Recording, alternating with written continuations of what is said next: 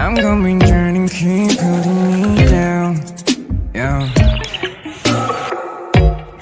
수많은 비추는 이 세상을 봐. No.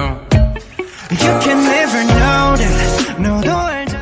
So hey everyone, কেমন আছো তোমরা? আর আমি জানি তোমরা ভালো নেই, কারণ সামনেই তো এক্সাম। কি রে ভাই, তোর তো এক্সাম? হ্যাঁ, আমিও জানি ভাই, কয়দিন পর পরীক্ষা, আমার বাসা আসতে চলেছে, কিন্তু তাও ভিডিও বানাতে হবে, কারণ আমার ওয়াচ টাইম আর কিছু বাকি আছে। তোমাদের দোয়া এবং ভালোবাসায় আর কিছু হলে কারে হয়ে যায়। আর এখন কিছু মানুষ এসে বলে যে ভাই তোমার কি পড়াশোনা নাই কে, সারাদিন খালি ভিডিও করো। আর আমি এদেরকে কেমনে বোঝাবো যে আমি পড়াশোনা করি প্লাস ভিডিওটাও মানে সামলায়। আর আমি যদি পরীক্ষার সামনে ভিডিও ছাড়ি তাহলে তারা মনে করে যে আমি সারাদিন পড়া বাদ দিয়ে ভিডিও। আর আমি এই ভিডিওগুলো আগে থেকে মেক করে রাখি, যখন সময় হয় তখন ভয়েস দিয়ে সেগুলো আপলোড করি। আর তোমরা অধিকাংশই ওয়েট করছিলে যে আমার ফানি ভিডিও দেখার জন্য, কিন্তু মানে আমি অনেক দুঃখিত, কারণ এখন ফানি ভিডিও বানাতে পারছি না। আর মানে আমার এখন এতটা টাইমের অভাব যে আমি ভিডিও মানে মেকই করতে পারছি না।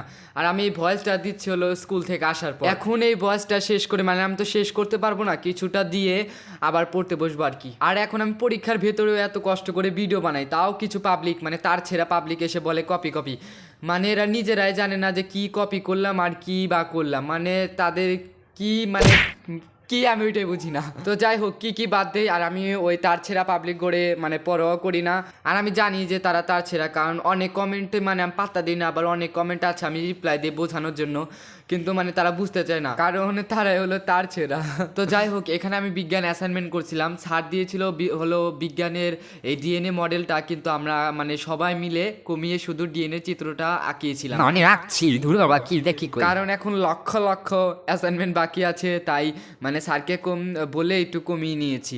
আর এখন তো মানে মুখস্থ পড়াও এসে গেছে, এখন মুখস্থ করতে হবে আবার প্লাস অ্যাসাইনমেন্ট, সেজন্য একটু কমিয়ে নিয়েছি। আর এখানে শুধুমাত্র আমি চিত্রটা আঁকানো দেখাইছি, আর কিছু দেখাইনি, কারণ লিখতে ভাই আমার অবস্থা একদম শেষ। এটা যদি দেখাই তোমরা পাগল হয়ে যাবে, সাথে আমিও পাগল হয়ে যাবো। তো দেখো আমার সাথে যা হয় আর কি, ঠিক সময় রবার্ট পাই না, আর এরকম সময় রবার্ট খালি নাচে খেলে দোলে এরকম ভাবে থাকে। আর তাই কি করলাম, পেন্সিলের যে উপরে সাইড আছে না, ওখান থেকে এই ডিজে রবার্টটা ছিঁড়ে নিলাম আর কি। আর এটা কিন্তু পৃথিবীর সবচেয়ে বড় রবার্ট, দেখে নিও।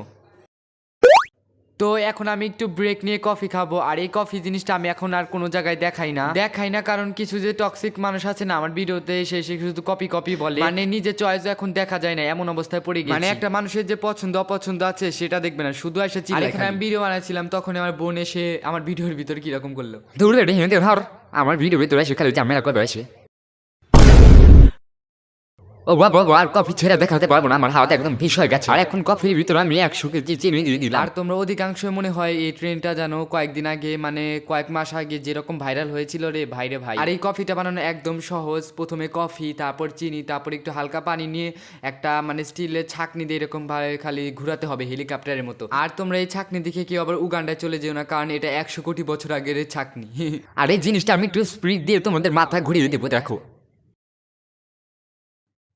আর এখন আমি আমার সবচেয়ে অপছন্দের জিনিস এখন দুধ দিয়ে দেবো। আর এটা আমার একদমই ভালো লাগে না খেতে, কিন্তু মা জোর করে খিলাই আর কি।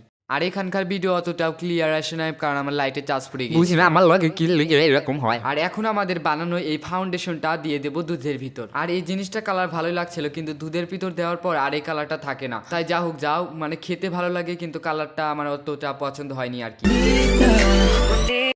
তো তখন তো আমাদের অর্ধেক অ্যাসাইনমেন্ট হয়ে গিয়েছিল, এখন হলো রং করার পালা।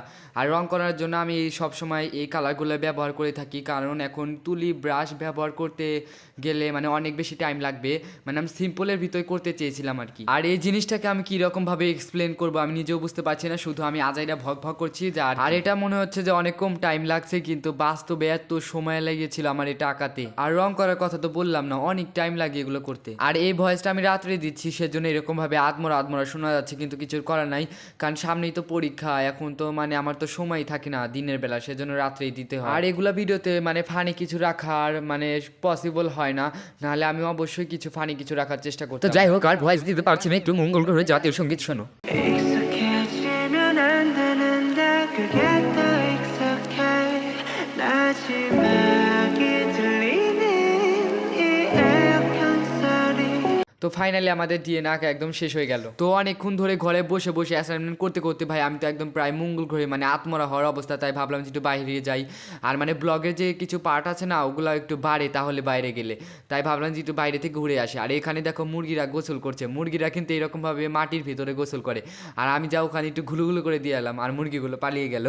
এই স্যারটা আবার কোন থেকে আনলো? পুরো পার্টি একদম নষ্ট করে দিল। আমরা কি সুন্দরভাবে গোসল করছিলাম। তো মুরগিরা তো আমাকে দেখে একদম চাঁদের গাড়ি নিয়ে মঙ্গল গ্রহে চলে গেছে, তাই ভাবলাম যে এই সাইডে একটু মানে রাজহাঁস আছে তাই দেখে আসি। আর রাজহাঁসও তো আমাকে মানে দেখে একদম মঙ্গল গ্রহে চলে যাওয়ার অবস্থা, মানে আমি ওদেরকে ধাওয়া ধরেছিলাম আর কি। ও বাবা বাবা, ওরা কেমন মার্ডার করতে এসেছিল। তো এখন আমি দুষ্টামি মুষ্টামি করে এখন আমি বাড়িতে চলে এসেছি, আর বাড়িতে এসেই পড়তে বসে গিয়েছি। আর আমি এখানে মানে ক্যামেরার ভিতর পড়তে বসেছি, মানে এরকমভাবে তো পড়া হয় না, তাও আমি যতটুকু পেরেছি তাও মানে পড়েছি ক্যামেরার ভিতরে। আর এখন আমি পড়তে পড়তে একদম পাগলই হয়ে যাচ্ছি। আর আমি কি করি, আমি তো আগের থেকে নি পাগল। আর এই সাইডে আমি কি বা এক্সপ্লেন করবো, তাই আমি তোমাদের জন্য জাতীয় সঙ্গীত লাগালাম। তারপর মঙ্গল গ্রহে আবার ইংলিশটা না, এটা হলো চাংচুং মানে উগান্ডার ভাষায়। 어두운 밤 조명 하나 없이 익숙해지면 안 되는데 그게 더 익숙해 마지막이 들리는 이 에어컨 소리 이거라도 없으면 나 정말 무너질 것 같아 함께 웃고 함께 울고 이 단순한 감정들이 내겐 전부였나 봐 언제쯤일까 다시 그때 마주 앉다면 눈을 보고 말할래요 보고 싶었어요 황홀했던 기억 속에 나 홀로 춤을 춰도 비가 내리잖아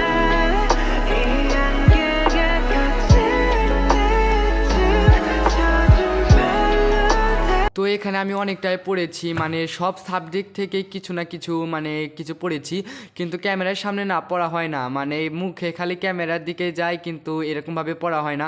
তাও যতটুকু পেরেছি ততটুকুই মানে পড়েছি আর কি। আর এতক্ষণ যে পড়লাম না ওটা আমি শুধু ঢং করে পড়েছি, মানে এরকম সিরিয়াসলি কিচ্ছু পড়ি নাই। মানে এরকম ক্যামেরার সামনে আমার কোনো দিনও পড়া হবে না, এরকম মানে ক্যামেরার সামনে কেমনে পড়া হয় আমি বুঝি না।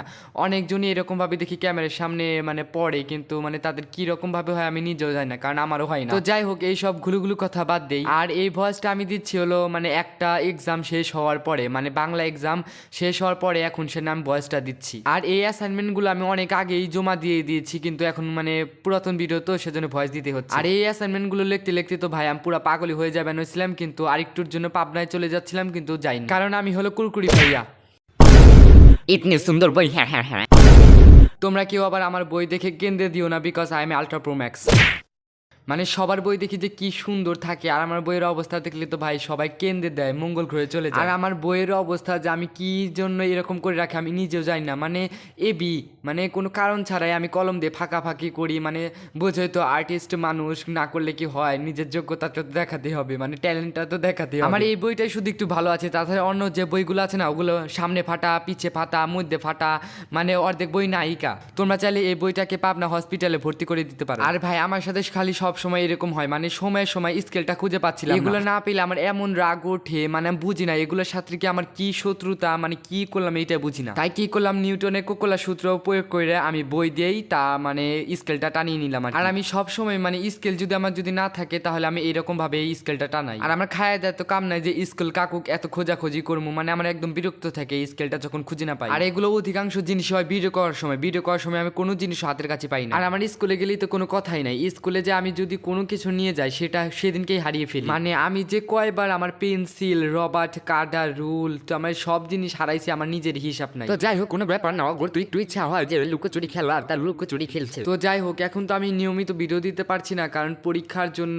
মানে প্রিপারেশন অনেক ব্যস্ত, সেজন্য আর মানে বেশি ভিডিও দেওয়া হচ্ছে না। আর এই ব্লগ ভিডিওতে না ভালোভাবে এক্সপ্লেন করা যায় না, মানে কি দেয় কি বলবো ওটাও মনে থাকে না, বা কি মা কির ভিতর কি বলবো ওটাও জানি না। ধুর বাবা, কি কি মান কি কইতেছি যাই হোক বাবা, পড়তে হবে, কারণ সামনেই তো মানে রবিবার দিন আমার ইংলিশ পরীক্ষা।